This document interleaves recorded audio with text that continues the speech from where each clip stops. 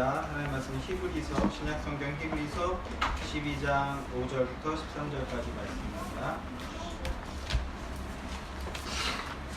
히브리서 12장 5절부터 13절까지 말씀입니다.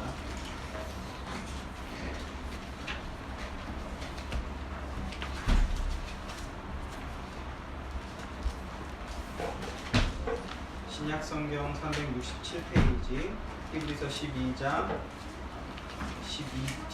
5절부터 13절까지 말씀 찾으셨으면 우리 한 목소리로 합독하도록 하겠습니다.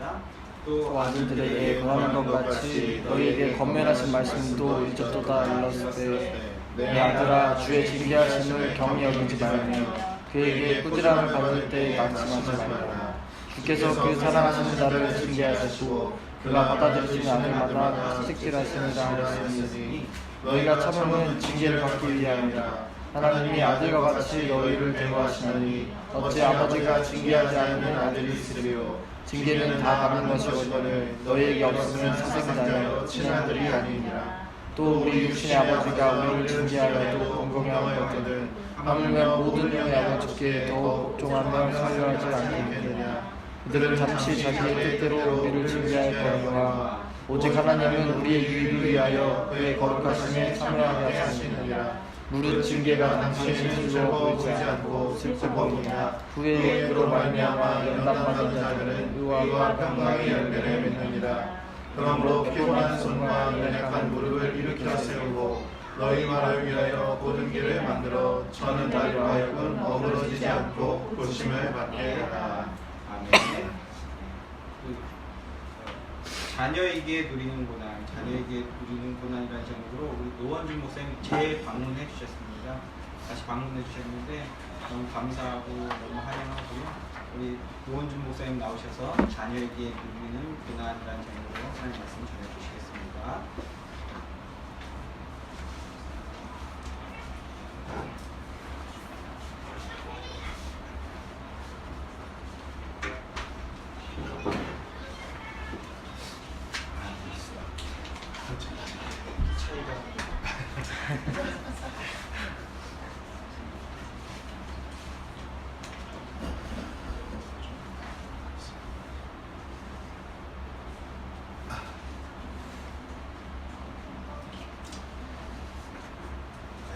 반갑습니다. 두 번째 하게 됐어요. 귀한 시간을 허락해 주시고 자리를 마련해 주셔서 윤종태 목사님께 감사드리고 또 예수의교회 성도님들께도 감사드립니다. 오늘은 우리가 자녀에게 누리는 고난이라는 제목을 가지고 하나님 말씀을 좀 살펴보고자 합니다. 우리가 그 은혜라는 단어를 생각할 때 그 은혜라는 말의 뜻을 우리는 좀 쉽게 오해하는 모습들이 있습니다. 어떤 오해인가 하면 죄에 대한 책임을 지지 않아도 된다. 은혜라면 죄에 대한 책임을 지지 않아도 된다라는 좀 그러한 사고방식을 갖게 돼서 누군가가 나의 어떤 죄악을 잘못을 지적할 때 오히려 왜 행위로 판단하시니까 그러한 적반하장의 태도를 보이는 것, 그것이 바로 우리의 은혜에 대한 잘못된 오해라고 말할 수가 있습니다. 이것은 결코 제가 방금 말씀드렸던 이런 모습은 사실 성경에서 말하고 있는 은혜의 모습이 결코 아닙니다. 하나님께서 우리에게 그 은혜를 거저 주셨다고 해서 우리가 그분의 계명과 또 우리의 책임으로부터 자유롭게 되었다라고 생각하는 것은 아주 큰 오해라고 말할 수가 있습니다. 오히려 하나님께서는 앞으로 우리가 더 이상의 그 심각한 죄에 빠지지 않도록 하기 위해서 사랑하는 자를 징계하심으로 그 하나님의 계명을 더 알게 하시고 또 그분이 원하시는 일에 우리가 더욱더 주의를 기울이게 그렇게 우리를 만들어 가십니다. 그러나 우리는 철부지처럼 이렇게 말할 때가 많아요. 저를 사랑하신다면 하나님께서 저를 사랑하신다면 저를 괴롭게 하거나 또 저의 인생 가운데에서 무언가를 요구하셔서는 절대 안 됩니다 라는 이러한 말을 우리 하나님께 할 때가, 기도하거나 우리의 삶 가운데에서 이러한 말을 할 때가 얼마나 많은지 모르겠습니다. 그러나 우리의 이러한 말은 하나님, 저는 하나님 없이 살겠다라는 말과 같은 의미라고 볼 수가 있습니다. 그래서 하나님께서는 우리의 이와 같은 말을, 이와 같은 요청을 들어주시지 않는 것이죠. 오히려 하나님께서는 내가 너를 홀로 내버려 두지 않겠다라고 말씀해 주십니다. 이것은 우리와 항상 함께 하시겠다라는 의미일 뿐만이 아니라 우리가 그분을 저버릴 때에, 우리가 그분을 떠나고자 할 때에 우리를 결코 내버려 두지 않으시고 내가 너를 붙들고 내가 너를 엄중히 문책하겠다, 내가 너를 징계하겠다라는 의미를 담고 있기도 합니다. 다시 말해서 사랑받는 자녀이기 때문에, 하나님께서 사랑하시는 자녀이기 때문에 내가 내버려 두지 않겠다라고 말씀하시는 것이죠. 이것과 좀 대조되는 말씀이 로마서에 기록되어 있습니다. 로마서 1장 24절인데요. 제가 읽어드리겠습니다. 그러므로 하나님께서 그들을 마음의 정욕대로 더러움에 내버려 두사 그들의 몸을 서로 욕되게 하게 하셨으니, 지금 제가 말씀드렸던 이 로마서 말씀에 보면 하나님께서 내버려 두는 자가 있다라고 그렇게 사도 바울은 기록하고 있습니다. 우리가 그냥 단편적으로 이 말씀을 딱 대할 때에 우리 마음에 조금 반발심, 좀 뭔가 이상하다라는 그러한 마음이 들기도 하죠. 아니, 하나님 사랑의 하나님이라고 하시면서 어떻게 하나님 내버려 두시는 자가 있을 수가 있습니까? 어찌해서 하나님께서 내버려 두는 자가 발생할 수가 있습니까? 라고 우리가 그런 생각들, 또 믿지 않은 많은 사람들이 또 그러한 이야기들을 우리에게 하는 것도 우리가 종종 듣게 되죠. 그러나 성경은 우리에게 분명하게 증거해주고 있습니다. 하나님께서는 물론 사랑의 하나님이시지만 동시에 죄를 허용하실 수 없는 공의의 하나님이시기도 합니다. 이 죄의 책임은 하나님께 있는 것이 아니라 바로 우리 인간에게 있기 때문에 그 내버려지게 되는 이유도 바로 우리 인간에게 있다라는 것이죠. 그리고 로마서 1장 18절에서 20절 말씀에 이렇게 기록하고 있어요. 하나님의 진노가 불의로 진리를 막는 사람들의 모든 경건하지 않음과 불의에 대하여 하늘로부터 나타나나니 이는 하나님을 알만한 것이 그들 속에 보임이라. 하나님께서 이를 그들에게 보이셨느니라. 창세로부터 그의 보이지 아니한 것들 곧 그의 영원하신 능력과 신성이 그가 만드신 만물에 분명히 보여 알려졌나니 그러므로 그들이 핑계하지 못할지니라. 이 로마서 말씀에 보면 하나님께서 하나님의 존재가 분명히 있다라는 것을 만물을 통해서 모든 이들에게 분명히 보여주셨다라고 기록하고 있습니다. 그렇지만 사람들이 알면서도, 하나님이 계심을 알면서도 하나님을 따르지 않았다라고 오늘 이 로마서 말씀을 우리에게 증거해주고 있습니다. 그래서 너희가 하나님을 몰랐다라고 절대 핑계할 수 없다라고 그렇게 선포하고 있는 것이죠.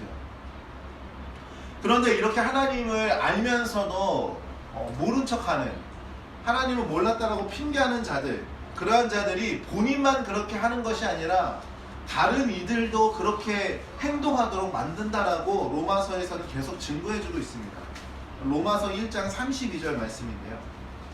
그들이 이 같은 일을 행하는 자는 사형에 해당한다고 하나님께서 정하심을 알고도 자기들만 행할 뿐 아니라 또한 그런 일을 행하는 자들을 옳다 하느니라. 자신뿐만 아니라 하나님을 따르지 않는 다른 이들에게도 그래, 너희가 지금 행동하는 것이 맞다, 너희가 그렇게 사는 것이 옳다라고 그렇게 말한다라고 이 로마서에서는 증거하고 있습니다. 이럴 때 하나님께서는 바로 이렇게 하나님을 따르지 않는 이들을 내버려 두신다라고 말씀하고 있습니다. 오늘 말씀과 우리가 연관해서 표현해 본다면 잘못된 길로 나아갈지라도 하나님께서는 징계하시지 않는다라는 것이죠.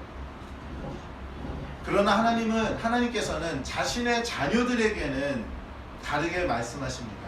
잠언 3장 12절 말씀해 보시면 대저 여호와께서 그 사랑하시는 자를 징계하시기를 마치 아비가 그 기뻐하는 아들을 징계함 같이 하시느니라.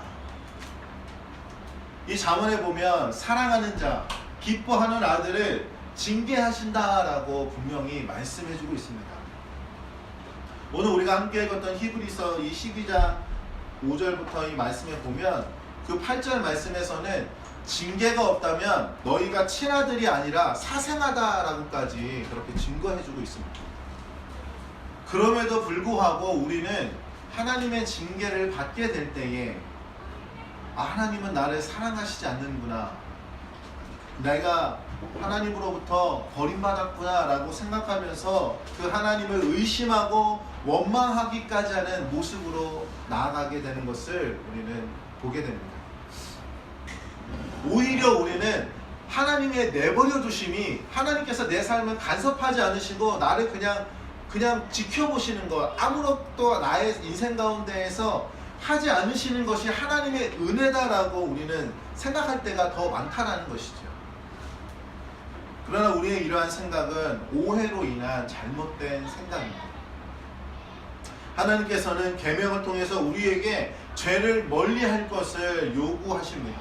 그러나 우리 인간은 죄를 지으려는 그 뿌리 깊은 그 본성을 가지고 있기 때문에 죄를 멀리한다라는 것, 죄를 버린다라는 것이 결코 쉽지가 않지요. 때로는 혹독한 징계를 통해서만 우리는 바로 그러한 성향에서 벗어날 수 있습니다. 하지만 이러한 하나님의 징계는 항상 그 사랑의 동기에서 이루어진다라는 것을 우리는 잊지 말아야 합니다. 징계는 사랑으로 주어지는 은총이라고 말할 수 있는 것이죠. 그래서 우리가 구별해야 될 것이 있습니다. 뭐냐면 바로 징계와 징벌을 우리는 구별할 수 있어야만 합니다. 그럼 징계는 결코 징벌이 아닙니다. 이 무슨 말인가 하면 무언가 잘못했기 때문에 받게 되는 것이 결코 아니다라는 것이죠. 우리는 이것을 좀 오해해서 쉽게 이렇게 또 말하곤 합니다. 하나님께서 내가 뭘 이렇게 했더니 하나님께서 내 삶에 이렇게 하셨다. 내가 무슨 잘못을 했더니 하나님께서 나에게 이렇게 행하셨다. 우리가 이렇게 쉽게 우리 주변이나 내 스스로도 우리 자신도 그렇게 말할 때가 많이 있죠. 무언가 잘못해서 받는 것은 징벌이지만 하나님은 우리를 징벌하시지 않습니다. 물론 징계가 징벌이 아니다라고 해서 고통이 없는 것은 아닙니다. 하나님의 징계를 받을 때에는 상당한 고통이 우리에게 뒤따르게 되죠. 그러나 성경은 하나님이 우리를 징계하시는 목적이 우리를 해치려는 것이 아니다라고 분명히 말씀하고 있습니다. 우리는 이러한 말씀에 힘입어서 비록 고통스럽지만 인내할 수가 있는 것이죠. 오늘 본문 히브리서 이 12장의 말씀을 우리가 쭉 12장 말씀을 쭉 보시면 징계라는 용어가 아주 자주 등장하는 것을 볼 수가 있습니다. 그런데 이 징계라는 단어가 자녀를 바르게 가르치기 위한 것과 이렇게 연관이 되어서 징계라는 단어가 나오고 있다는 것을 우리가 알 수가 있죠.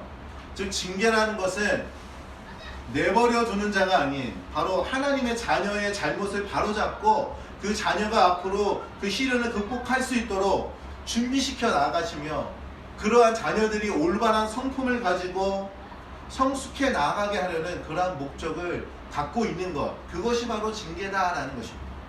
즉 징계의 목적은 어떠한 보응을 통해서 우리에게 고통을 주시려는 것이 아니라 잘못을 바로잡고 앞으로 더욱 발전돼가는 삶을 살도록 그렇게 만들어 가시는 것이 바로 징계다라고 말할 수 있습니다.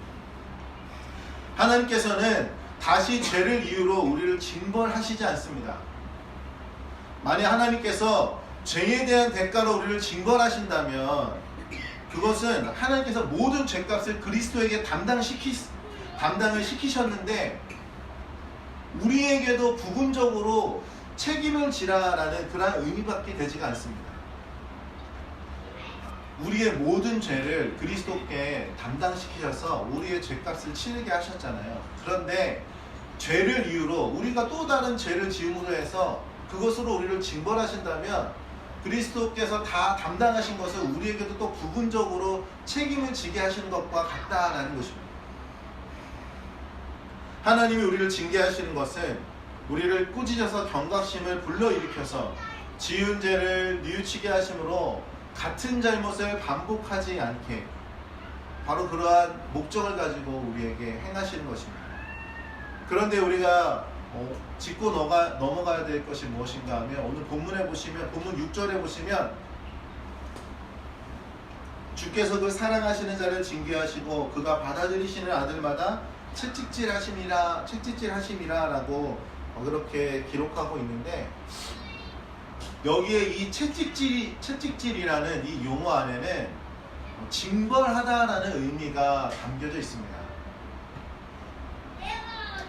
앞서 말씀드렸던 것처럼 우리는 징벌을 당하는 것이 아니라 징계를 받는 것이다 라고 말씀드렸는데 그런데 이 지금 히브리서 기자가 표현한 이 채찍질이라는 표현 안에는 징벌하다는 의미가 담겨 있다는 것이죠.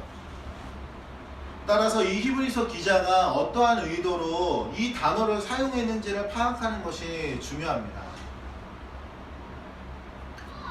히브리서 이 기자가 채찍질이라는 용어를 사용한 것은 바로 징계의 동기로서 이 채찍질이라는 단어를 사용한 것이 아니라 징계의 수단을 묘사하기 위해서 바로 이 채찍질이라는 단어를 사용한 것으로 보입니다. 이게 무슨 말인가 하면 하나님께서 징계를 하시기 위해서는 고통스러운 수단을 사용하실 수도 있다라는 것입니다. 그러나 앞서 말씀드렸던 것처럼 하나님의 그 징계의 동기는 죄값을 치르라고 강요하거나 자녀를 징벌하시기 위해서가 결코 아니라는 것을 우리는 항상 기억하고 있어야 합니다. 히브리서 기자가 2절에서 오늘 12장 2절 말씀해 보시면 믿음의 주요 또 온전케 하시는 이인 예수를 바라보자 그는 그 앞에 있는 기쁨을 위하여 십자가를 참사라고 그렇게 말씀하고 있는 것을 우리는 또한 잘 기억해야 합니다. 주님께서는 우리를 위해서 고통을 당하신 후에 우리의 대제사장으로서 하나님의 보좌 오른편에 앉으셨습니다. 보좌 오른편에 앉으셨다라는 것은 바로 그분의 구속사역은 완성이 되었다라는 것을 의미합니다. 지난 2000년 동안 그 예수님께서 오시기 전 그 구약의 그 이스라엘 백성들의 그 시간 속에서 그 이스라엘의 제사장들은 자신을 포함한 백성들의 죄를 속죄하기 위한 수많은 희생 제사를 드렸습니다. 성경에 보게 되면 뭐 제사법도 나와 있고 또 그 성막에 들어가는 그 수많은 기물들을 어떻게 만들어야 할지를 세세하게 잘 기록하고 있는 것을 우리가 볼 수가 있죠. 그런데 그런 내용 가운데에서 제사장이 앉는 의자가 있다라는 기록은 우리가 단 한 군데도 찾아볼 수가 없습니다. 이 무슨 말인가 하면 제사장들은 앉지 않았다라는 거예요. 왜 그들이 앉지 않았냐 하면 그들이 하는 그 사역은 결코 완성될 수 없는 사역이었기 때문에 그들은 앉지 않았던 겁니다. 그래서 구약의 제사들은 속죄를 이루기 위한 제사였지만 사실은 그것은 하나님께서 죄를 간과하시도록 하는 방법이었다라고 바울은 이야기합니다. 바로 그것을 로마서에서 기록하고 있는데 로마서 말씀을 이건 좀 찾아볼게요. 로마서 3장 25절입니다. 로마서 3장 25절.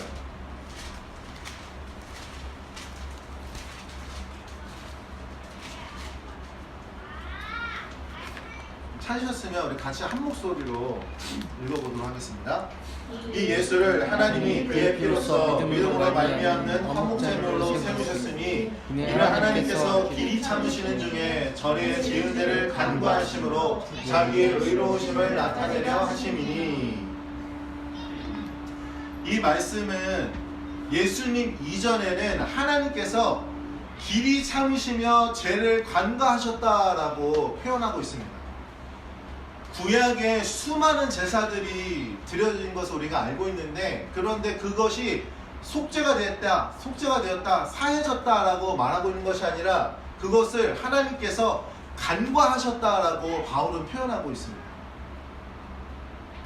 그렇게 하나님께서는 구약 시대에는 참으시면서 죄를 간과하시다가 실체이신 예수 그리스도를 이 땅에 보내셔서 그를 화목제물로 삼아서 그에게 모든 죄값을 치르게 하심으로 자기의 의로움을 나타내셨다라고 이 로마서 3장 25절은 말씀하고 있는 것입니다. 그래서 이제는 더 이상 희생 제사를 드릴 필요가 없어졌기 때문에 그가 그 화목제물을 통해서 십자가에 달리시고 부활하셔서 하나님 오른편에 앉으셨다라고 표현하고 있는 것이죠. 이렇게 하나님께서는 예수님으로 하여금 우리의 죄값을 온전히 담당하게 하셨습니다. 이렇게 더 이상 우리가 치러야 할 죄값이 없기 때문에 우리가 받는 것은 결코 징벌이 될 수가 없는 것이죠. 그래서 이제 우리는 이 완성된 구속사역 안에서 안식을 누리면서 우리의 잘못에 대해 더 이상 희생 제사를 드릴 필요가 없습니다. 이사야 선지자는 이렇게 표현했죠. 그가 징계를 받음으로 우리가 평화를 누린다라고 이사야 선지자는 말했습니다. 그리스도께서 우리가 담당해야 할 모든 징벌을 대신 짊어지셨기 때문에 우리는 하나님과 더불어서 평화를 누릴 수 있게 된 것이죠.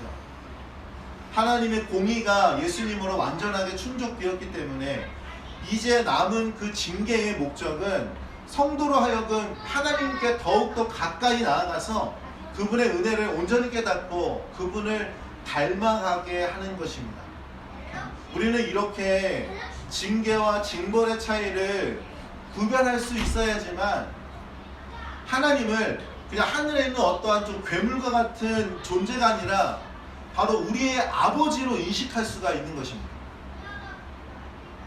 하나님은 결코 우리를 괴롭히시는 것을 막 그걸 즐겨 하시는 그러한 분이 결코 아니시죠. 하나님은 자신의 자녀들을 귀하게 여기시기 때문에 그 자신의 아들 예수의 생명으로 그 대가를 치르게 하셨습니다. 그렇게 큰 대가를 치르고서 구원하신 우리를 하나님께서 괴롭게 하실 이유가 전혀 없다라는 것이죠. 그렇다면 우리를 징벌하시기 위해서 고난을 주시는 것이 아니라고 한다면 왜 하나님께서는 우리에게 고난을 허락하시는 걸까요? 오늘 본문 10절에 보시면 하나님은 우리의 유익을 위하여 그의 거룩하심에 참여하게 하시느니라 라고 그렇게 기록하고 있습니다. 즉 징계를 통해서 우리에게 주시는 유익이 있다라고 말씀하고 있는 것이죠. 어떠한 유익인가 하면 바로 거룩하심에 참여하게 한다라고 이 본문 10절에서 말씀하고 있습니다. 바로 이것은 징계의 궁극적인 목적이라고 말할 수가 있어요. 오늘 본문뿐만이 아니라 베드로전서 말씀에서도 이 동일한 의미의 말씀을 우리에게 증거해주고 있습니다. 바로 베드로전서 1장 7절 말씀인데요. 너희 믿음의 확실함은 불로 연단하여도 없어질 금보다 더 귀하여 예수 그리스도께서 나타나실 때에 칭찬과 영광과 존귀를 얻게 할 것이니라. 금강석을 재련하는 것은 그 순금을 얻기 위해서 그렇게 행하듯이 성도의 연단은 그리스도께서 나타나실 때에 바로 그 거룩하심에 참여케 하기 위해서 바로 그 성도의 연단을 허락하신다라고 말씀하는 것이죠. 그래서 이 징계라는 것은 성도의 신앙의 성숙을 위한 유익이다라고 말할 수가 있습니다. 선수를 어떤 경기의 선수를 훈련시키는 것처럼 하나님께서는 우리의 그 신앙의 성숙을 위해서 반드시 그 과정을 거치도록 만드신다라는 것입니다. 이러한 과정을 거치게 될 때에 바로 본문 11절 말씀에 나와 있듯이 그 의의 평강의 열매를 맺게 될 수가 있습니다. 면류관이라는 열매를 얻기까지는 그 각고의 연단을 통해서만 가능하다라는 것이죠. 물론 11절 말씀에 보시면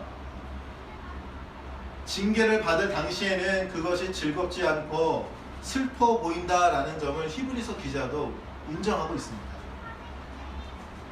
그러나 이스라엘 백성들이 그 출애굽을 할 때에 그 애굽에서 오랜 시간 머물면서 그들의 몸에 배었던 그 노예의 근성을 광야를 통과시키면서 떨쳐버리게 하셨던 것처럼 죄에 물든 우리들에게는 이 연단의 과정이 필수다라고 말씀하시는 것입니다.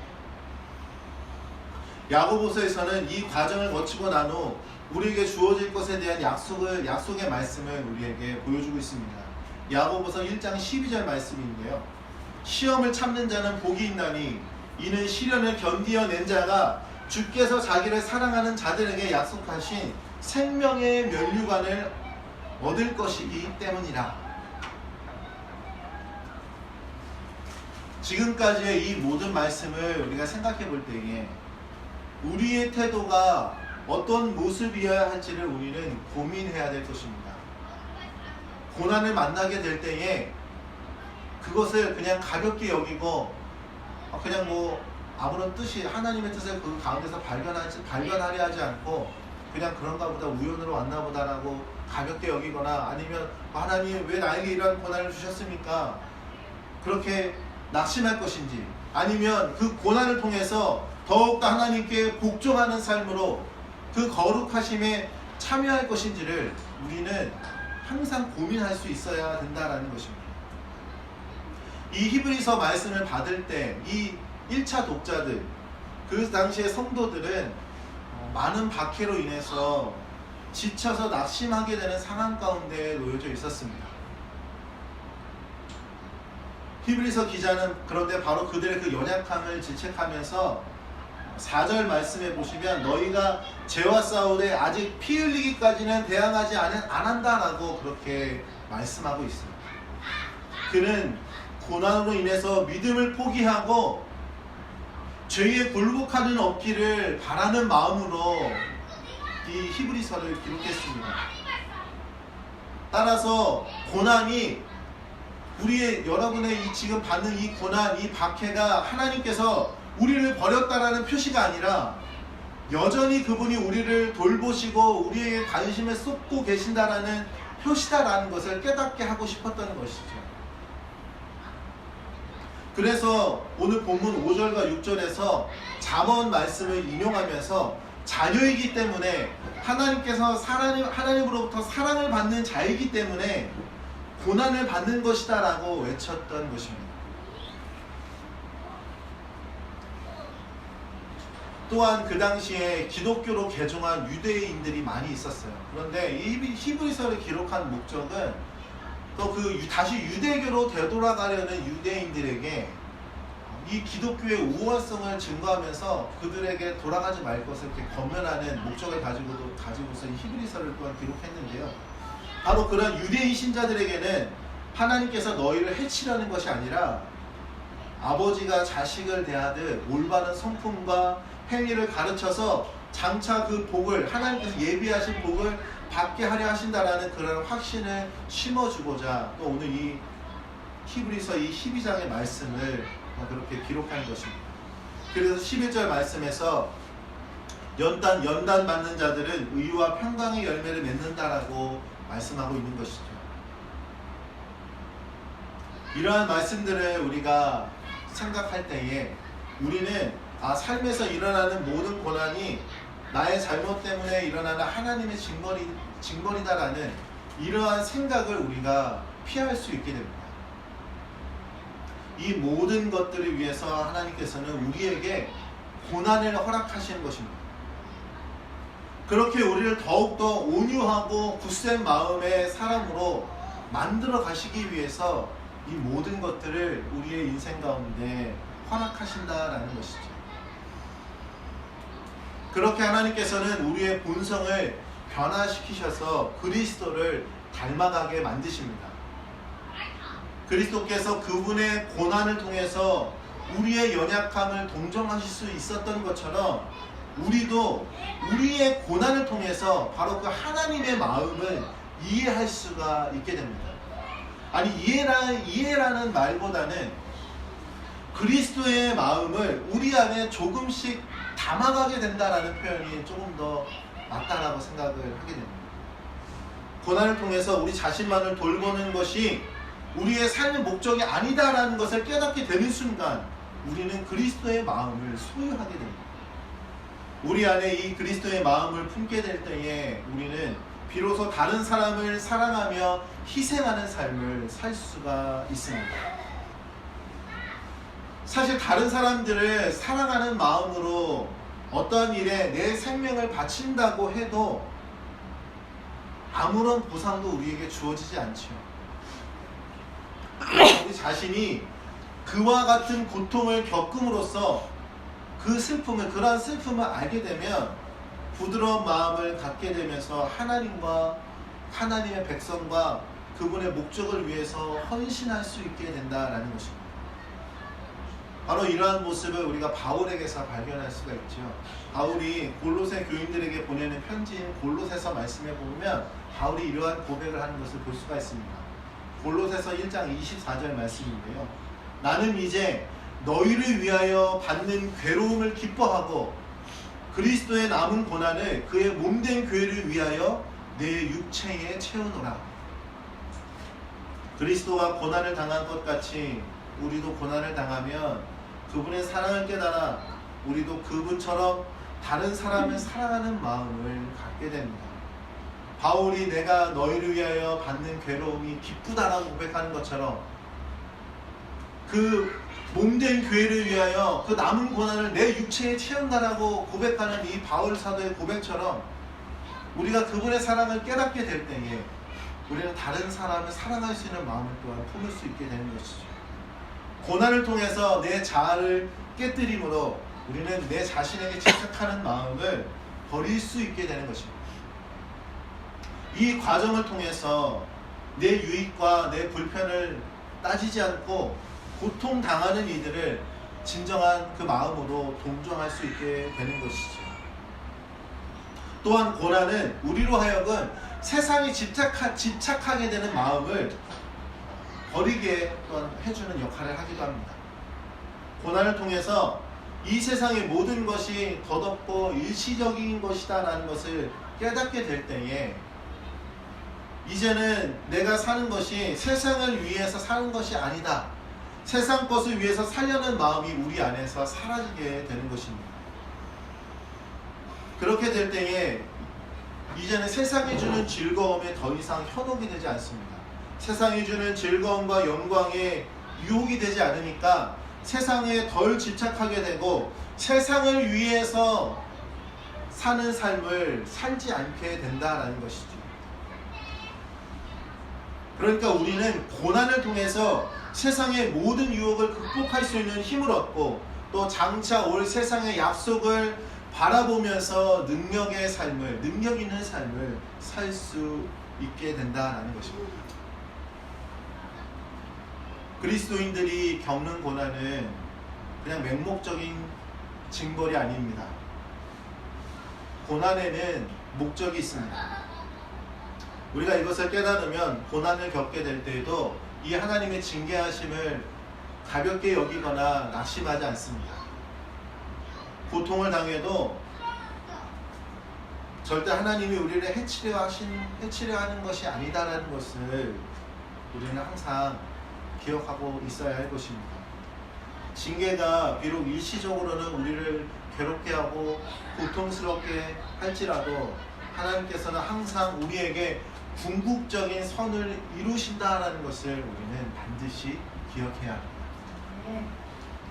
이러한 사실을 알게 될 때에 고난을 경솔히 생각하는 마음이 사라지고 고난을 허락하시는 하나님을 원망하는 마음도 갖지 않게 되는 것이죠. 악에 맞서 싸우는 우리의 유익을 위해서 또한 영적 싸움으로 인한 고통에 또한 대비하도록 하기 위해서 하나님께서는 우리에게 고난을 허락하신다는 것을 기억하시기 바랍니다. 징계가 하나님의 은혜라는 사실을 믿게 될 때에 우리는 의와 평강의 열매를 맺을 수가 있습니다. 우리는 징계를 통해서 하나님을 더욱 알게 되고 그분의 사랑을 더욱 깊이 깨닫게 될 것입니다. 여러분의 삶 가운데에 고난이 일어나셨습니까? 아니면 지금 고난이 일어나고 있는 중이십니까? 그렇다면 기뻐하십시오. 여러분이 사랑받는 자녀라는 사실이 증명되었고 또한 증명되고 있습니다. 앞으로도 고난은 우리에게 계속 다가올 것입니다. 그로 인해서 우리가 때로는 눈물 짓고 때로는 그분을 원망하는 순간까지도 또 모든 것을 다 포기하고 싶은 지경까지 우리가 이르게 될지라도 우리가 잊지 말아야 할 것은 바로 그 지점까지 우리 주님께서 우리와 함께 하시며 함께 고난 받으시며 바로 우리와 함께 눈물 짓고 계시다라는 것을 우리는 잊지 말아야 할 것입니다. 우리는 하나님의 자녀입니다. 자녀이기에 누리는 이 고난을 통해서 하나님과 더욱더 깊이 동행하시는 우리 귀한 우리 모든 성도님들이 되시기를 간절히 소망합니다. 기도하겠습니다. 사랑의 주님, 사랑받는 자녀이기에 징계하신다라는 말씀을 우리가 기억하기 원합니다. 때로는 그것이 우리를 너무나도 고통스럽게 하고 눈물 짓게 하고 모든 것을 정말 내려놓고 싶어지게 할지라도 우리가 잊지 말아야 할 것은 우리 주님께서 그러한 우리를 절대 놓지 않고 계시다라는 것, 함께 하고 계시다라는 것, 함께 옆에 계셔 주시는 것뿐만이 아니라 함께 눈물 지으시며 함께 우리와 함께 고난받고 계시다라는 것을 기억하고 그 하나님의 그 사랑을 잃어버리지 않는 우리 모두가 되게 하여 주시옵소서. 자녀이기에 누리는 고난이라는 것을 기억하게 해주시고 그 고난 가운데서도 기뻐할 수 있는 하나님의 귀한 백성들 될 수 있도록 성령께서 인도하여 주시옵소서. 감사드리며 거룩하신 예수 그리스도의 이름으로 기도드립니다.